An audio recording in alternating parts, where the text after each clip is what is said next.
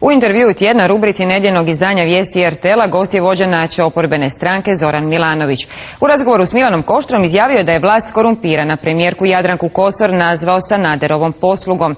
Osvrnuo se i na predsjedničke kandidate, one službene, i moguće te ustvrdio da biram odgovornu osobu, ne šoumena. Tražili ste prijevremene izbore, još uvijek ih tražite, ali HDZ ima većinu u Saboru. Mislite li da će doći do prijevremenih izbora?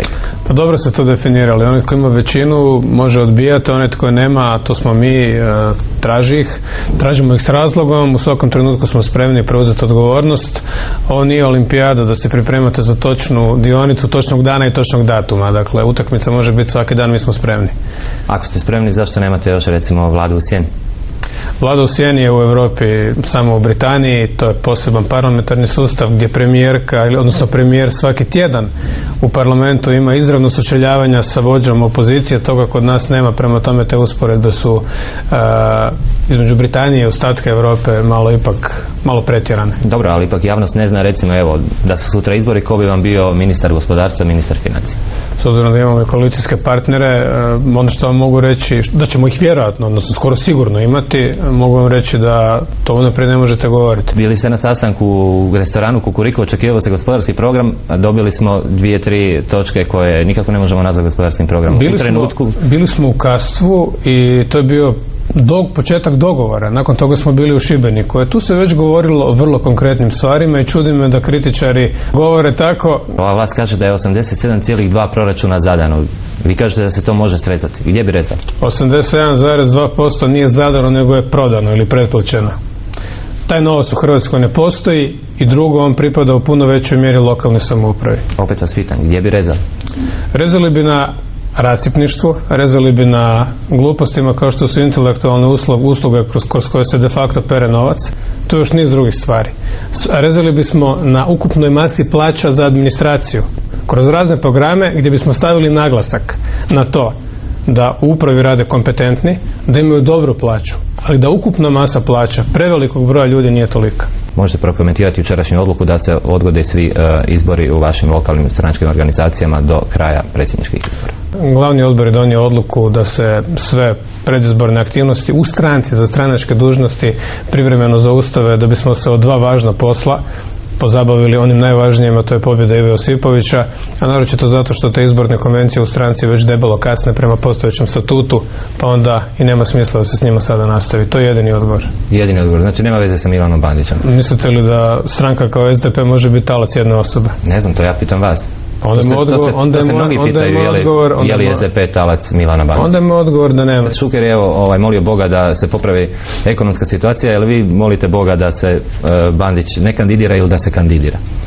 Ja molim ljude, građane i članstvo, a to je Bandićeva osobna odluka. Ivo Josipović će dobiti te izbore, u to vjerujem u ovom trenutku punom snagom i punom dušom. On je čovjek koji svojim programom, svojim profilom dosta odskače po svemu od ostalih kandidata. Dakle, ne biramo showmana, biramo osobu na jako odgovoran posao. Dobro, koalicijski partneri, partneri s kojima ste razgovarali, HNS i IDS, pregovarate li još s nekim drugim strankama? Je li to dovoljno za dobiti izbore?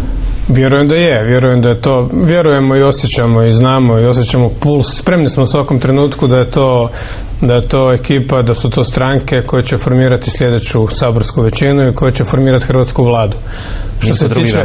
Što se tiče, treba nam jasna, kompaktna grupa koja će imati jasan mandat, koju nitko neće ucjenjivati, koja nije korumpirana. Jedan od temeljnih točaka našeg programa je objava totalnog rata korupciji. Ne ovog lažnog rata sa manevarskom municijom, pravog rata. Je li ova vlast? A onda je. Ova vlast je godinama poticala jedan sustav korupcije koji se odlaskom odbjeglog premijera razotkriva u svojoj nastranosti. Možete li komentirati rad premijerke Kosor? Je li vas iznenadila kad je preuzela vlast? Je li vas do sada sadašnjim radom iznenadila, bilo pozitivno, bilo negativno, ili ste upravo ovako nešto očekivali? Nismo glasali za tu vladu, ona nema stvarni politički legitimitet. Gospođa Kosor je bila posluga premijera Sanadera. Ne bih želio nju uvrijediti, ali to je činjenica.